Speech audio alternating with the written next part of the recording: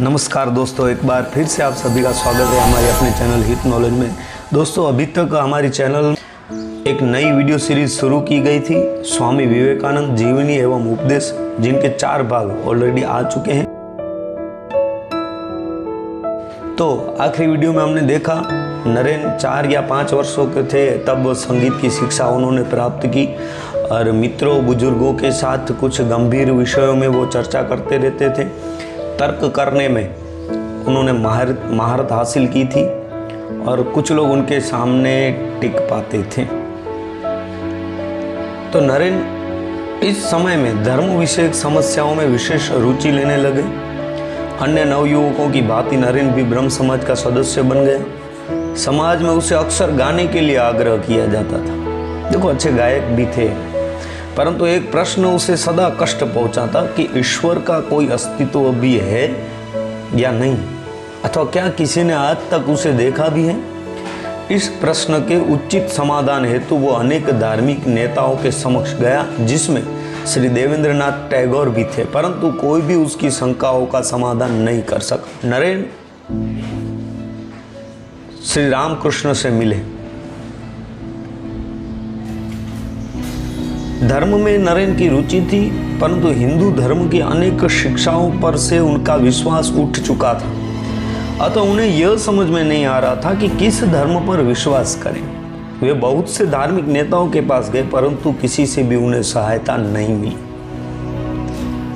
एक बार उन्होंने श्री रामकृष्ण से मिलने का निश्चय किया। श्री रामकृष्ण एक महान हिंदू संत थे। वे हुगली जिले के कामारपुकुर ग्राम से आए थे। उस समय वे कोलकाता के निकट दक्षिणेश्वर के काली मंदिर में निवास कर रहे थे। वे ध्यान, प्रार्थना एवं सदैव ईश्वर का चिंतन करते हुए अपना जीवन व्यतीत करते थे। कई लोग उनके पास आकर अपनी आध्यात्मिक समस्याओं को सुलझाया करते। नरेन ने अपने शिक्षक हेस्टी और अपने एक रिश्तेदार से उनके संबंध में सुना था। कोलकाता में इन्हीं रिश्तेदार के घर पर उन्होंने एक बार श्री रामकृष्ण के दर्शन भी किए थे। श्री रामकृष्ण कैसे उनकी सहायता कर सकते हैं, यह देखने के लिए अब उन्होंने दक्षिणेश्वर जाने का निश्चय किया। नरेन अपने कुछ मित्रों को अपने संग ले गए। श्री रामकृष्ण ने स्नेहपूर्वक उन लोगों का स्वागत किया। नरेन ने उनके आग्रह पर 2 गीत गाए। तब श्री रामकृष्ण उन्हें एक दूसरे कमरे में ले गए। उन्होंने नरेन के साथ ऐसी आत्मीयता भरा व्यवहार किया मानो उनका कोई खोया हुआ मित्र बहुत दिनों के बाद लौट आया। आनंद से वे भी रो पड़े और अपने हाथों से नरेन को मिठाई खिलाई। नरेन उनके इस व्यवहार को समझ न सके, क्योंकि नरेन पहली बार ही मिले थे, उनसे पहली बार मुलाकात हुई और पहली ही मुलाकात में रामकृष्ण के द्वारा नरेन के प्रति एक भाव उमड़ रहा था, एक प्यार झलक रहा था।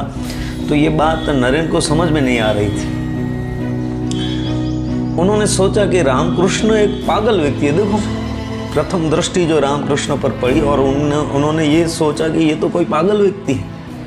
तथापि उन्होंने पुनः आने का वचन दिया। जब वे दोनों कमरे में लौटे तो श्री रामकृष्ण ईश्वर के संबंध में बातें करने लगे और उन्होंने ये भी कहा कि हम ईश्वर को देख सकते हैं और उनसे उसी तरह बात कर सकते हैं जैसे हम अपने मित्रों को देखते हैं एवं बातें करते हैं।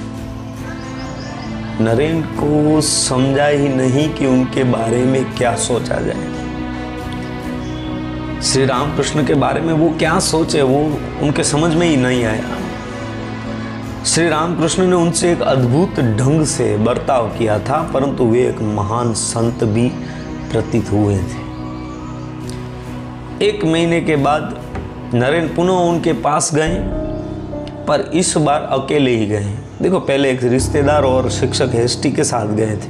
1 महीने के बाद फिर से उनकी मुलाकात के लिए जाते हैं, लेकिन इस बार वो अकेले ही जाते हैं। श्री रामकृष्ण ने स्नेहपूर्वक उनका स्वागत किया तथा अपने पास बैठने के लिए कहा। उसके पश्चात उन्होंने नरेश को स्पर्श किया और इस स्पर्श के कारण नरेन को एक अद्भुत अनुभव हुआ।